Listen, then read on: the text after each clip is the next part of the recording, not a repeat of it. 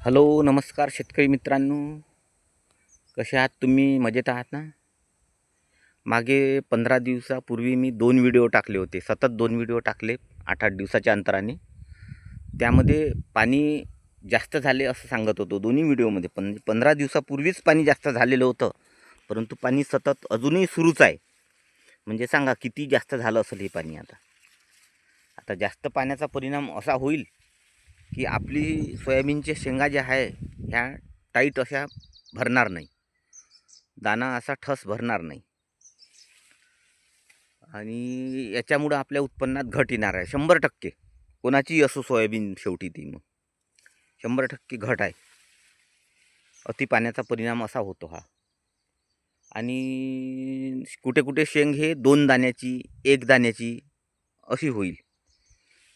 शेंग हे पोटलोळ होईल.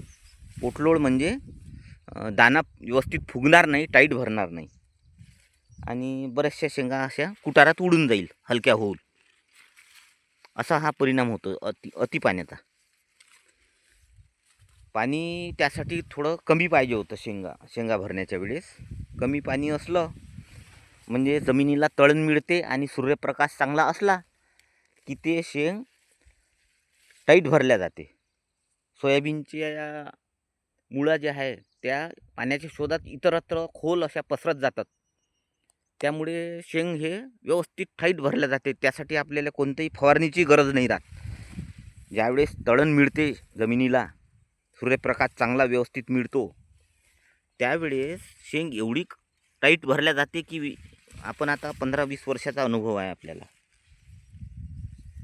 कोणत्याही फवारणीची आवश्यकता नसते, नॅचरलीच भरल्या जाते ती शेंग. परंतु ह्यावर्षी तसं होणार नाही. ह्यावर्षी 2 दाण्याची, 1 दाण्याची, कुठं कमी एकदम पोटलोळ पापडीसारखी हवेत उडून जाईन मशीनमधून, अशा शेंगा तयार होतील. हा एक नुकसान आहे.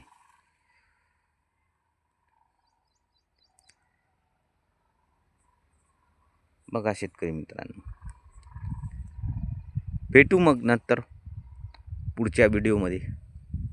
नमस्कार. शेतमाऊली 10 या चॅनलला लाईक करा, सबस्क्राईब करा.